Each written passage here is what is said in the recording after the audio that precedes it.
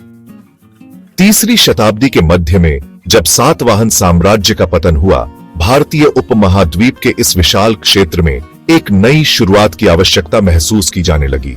दक्कन के पठार पर एक राजनीतिक शून्य पैदा हो गया, जिससे कई छोटे छोटे राज्य और स्थानीय शासक अपनी सत्ता स्थापित करने की कोशिश करने लगे। इसी उथल पुथल में वाकाटक वंश का उदय हुआ, जिसकी नींव एक दूरदर्शी नेता विंध्य शक्ति ने रखी।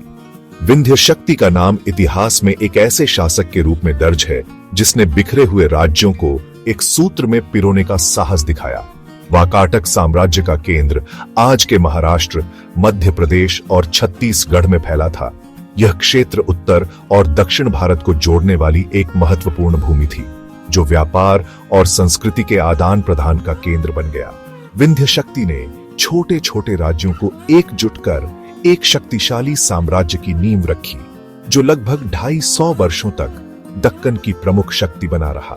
उनकी रणनीति और नेतृत्व ने वाकाटक वंश को स्थायित्व और पहचान दिलाई। इतिहासकारों के अनुसार विंध्य शक्ति ने लगभग 250 से 270 ईस्वी तक शासन किया।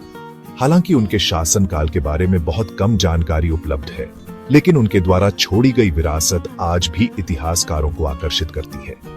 उनका जीवन रहस्य में डूबा है, लेकिन उनकी दूरदर्शिता और साहस ने वाकाटक वंश को स्थिरता दी। उन्होंने अपने समय की चुनौतियों का डटकर सामना किया। उन्होंने राजनीतिक अस्थिरता को अवसर में बदला और एक मजबूत साम्राज्य की नींव रखी, जिससे आने वाली पीढ़ियों को स्थायित्व और समृद्धि मिली।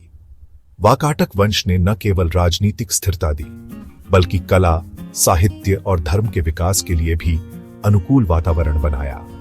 अजंता की गुफाएं और उस समय की स्थापत्य कला इसकी गवाही देती है। उनकी कहानी बताती है कि दूरदर्शिता, दृढ़ संकल्प और नेतृत्व से कोई भी पूरे क्षेत्र के इतिहास की दिशा बदल सकता है। वाकाटक वंश की यह यात्रा दक्कन के इतिहास में एक स्वर्णिम अध्याय बन गई। वाकाटक साम्राज्य को विस्तार और शक्ति का वास्तविक स्वरूप प्रवरसेन प्रथम ने दिया। उनके पूर्वज विंध्य शक्ति ने इस वंश की नींव रखी थी, लेकिन प्रवरसेन प्रथम ने इसे एक महान साम्राज्य में बदल दिया। वे लगभग 60 वर्षों तक शासन कर दक्कन के निर्विवाद सम्राट बने। उनके शासनकाल में वाकाटक साम्राज्य ने अपने क्षेत्र का अभूतपूर्व विस्तार देखा।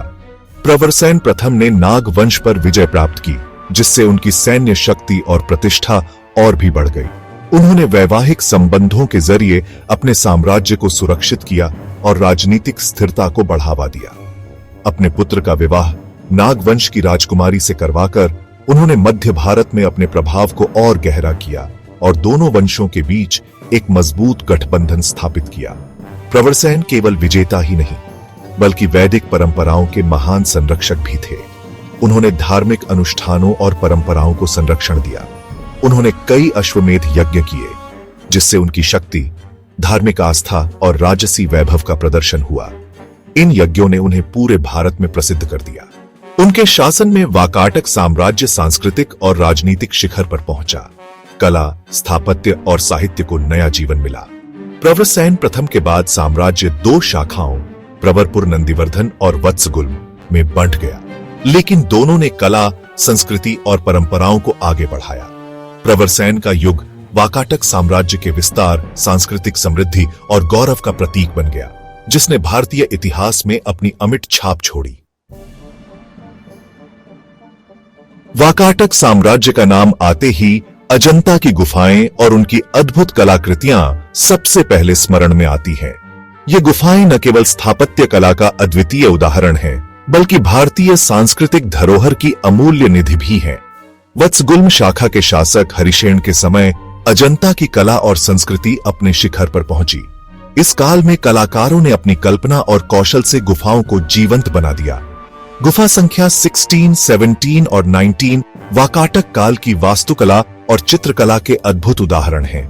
इन गुफाओं में नक्काशी, भित्तिचित्र और स्थापत्य का अद्वितीय संगम देखने को मिलता है।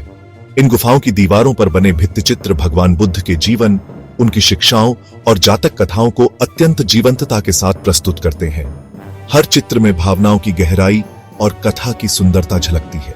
गुफा 17, जिसे चित्रशाला कहा जाता है, वहां उस समय के समाज, वेशभूषा, रीति रिवाज और दैनिक जीवन की झलक मिलती है। ये चित्र हमें प्राचीन भारत की सामाजिक संरचना और सांस्कृतिक विविधता से परिचित कराते हैं। वाकाटक कलाकारों ने चट्टान पर प्लास्टर और प्राकृतिक रंगों से चित्र बनाए, जिनकी चमक और ताजगी आज भी बरकरार है। इन रंगों की प्राकृतिक आभा आज भी दर्शकों को मंत्रमुग्ध कर देती है। अजंता के अलावा वाकाटक शासकों ने अन्य स्थानों पर भी भव्य मंदिर और विहार बनवाए, जिनमें मूर्तिकला और स्थापत्य की अपनी विशिष्ट शैली स्पष्ट रूप से दिखाई देती है। वाकाटक काल भारतीय कला और संस्कृति का स्वर्णिम अध्याय है, जिसकी सबसे बड़ी गवाह अजंता की गुफाएं हैं। ये गुफाएं आज भी विश्व भर के कला प्रेमियों और इतिहासकारों को आकर्षित करती हैं। वाकाटक शासक धार्मिक सहिष्णुता के लिए प्रसिद्ध थे। उन्होंने हिंदू और बौद्ध दोनों धर्मों को संरक्षण दिया। प्रवरसेन प्रथम ने वैदिक यज्ञों की परंपरा को पुनर्जीवित किया और बाद के शासकों ने भव्य मंदिरों का निर्माण करवाया। मनसर और रामटेक जैसे स्थानों पर विशाल मंदिर परिसरों के अवशेष मिले हैं। वत्सगुल्म शाखा के मंत्री वराहदेव ने अजंता की गुफा 16 का निर्माण करवाया, जिससे बौद्ध धर्म को भी संरक्षण मिला। इन विहारों में भिक्षुओं के लिए ध्यान और अध्ययन की व्यवस्था थी, जिससे अजंता बौद्ध धर्म का प्रमुख केंद्र बन गया। वाकाटक शासकों ने संस्कृत और प्राकृत साहित्य को भी प्रोत्साहित किया। राजा सर्वसेन और कवि कालिदास का नाम इस संदर्भ में उल्लेखनीय है। वाकाटक युग में धर्म और कला का अद्भुत संगम हुआ, जिसने भारतीय संस्कृति को समृद्ध किया। वाकाटक और गुप्त साम्राज्य के संबंध भारतीय इतिहास का महत्वपूर्ण अध्याय है। चंद्रगुप्त द्वितीय ने अपनी पुत्री प्रभावती गुप्ता का विवाह वाकाटक राजा रुद्रसेन द्वितीय से किया। यह विवाह केवल दो परिवारों का नहीं, बल्कि उत्तर और दक्षिण की दो महान शक्तियों का गठबंधन था। रुद्रसेन द्वितीय की मृत्यु के बाद प्रभावती गुप्ता ने संरक्षिका के रूप में लगभग 20 वर्षों तक शासन किया। उनके शासन में गुप्त संस्कृति और प्रशासन का प्रभाव दक्कन में गहराई तक फैला। माना जाता है कि महाकवि कालिदास भी वाकाटक दरबार में आए और मेघदूत की रचना यहीं की। प्रभावती गुप्ता के पुत्र प्रवरसेन द्वितीय ने सत्ता संभाली और गुप्त वाकाटक संबंध मजबूत बने रहे। यह गठबंधन प्राचीन भारतीय कूटनीति का उत्कृष्ट उदाहरण है, जहां विवाह के माध्यम से स्थायी शांति और सहयोग स्थापित हुआ। वाकाटक साम्राज्य की समृद्धि का आधार उसकी मजबूत अर्थव्यवस्था थी। कृषि, व्यापार और शिल्प ने राज्य को समृद्ध बनाया। दक्कन की उपजाऊ काली मिट्टी में कपास और अनाज की खेती होती थी। सिंचाई के लिए तालाब और जलाशय बनाए गए। भूमिदान की व्यवस्थित प्रणाली थी, जिससे मंदिरों और ब्राह्मणों को लाभ मिलता था। साम्राज्य की भौगोलिक स्थिति व्यापार के लिए अनुकूल थी। उत्तर और दक्षिण भारत को जोड़ने वाले मार्गों पर स्थित। पश्चिमी तट के बंदरगाहों से रोम, फारस और दक्षिण पूर्व एशिया तक व्यापार होता था। प्रवरपुर और वत्सगुल्मा जैसे शहर व्यापार, शिल्प और संस्कृति के केंद्र थे, जहां कारीगरों और व्यापारियों की श्रेणियां सक्रिय थीं। इस आर्थिक समृद्धि ने वाकाटक कला, स्थापत्य और संस्कृति को पनपने के लिए आवश्यक आधार दिया। लगभग 2.5 शताब्दियों तक दक्कन पर राज करने के बाद 6ठी शताब्दी में वाकाटक साम्राज्य पतन की ओर बढ़ा। आंतरिक संघर्ष, उत्तराधिकार विवाद और सामंतों की बढ़ती स्वतंत्रता ने साम्राज्य को कमजोर किया। वत्सगुल्म शाखा के अंतिम शक्तिशाली शासक हरिशेन के बाद पड़ोसी राजवंशों ने वाकाटक क्षेत्रों पर आक्रमण शुरू कर दिया। धीरे धीरे साम्राज्य के प्रांत हाथ से निकलते गए और 6ठी शताब्दी के मध्य तक वाकाटक साम्राज्य समाप्त हो गया। राजनीतिक रूप से समाप्त होने के बावजूद वाकाटक विरासत आज भी जीवित है। अजंता की गुफाएं इसका सबसे बड़ा प्रमाण है। वाकाटक कला शैली ने भारतीय और एशियाई कला को गहराई से प्रभावित किया। उनकी सबसे बड़ी सीख यही है, सांस्कृतिक उपलब्धियां ही किसी साम्राज्य की स्थायी विरासत होती हैं, जो पीढ़ियों तक प्रेरणा देती हैं।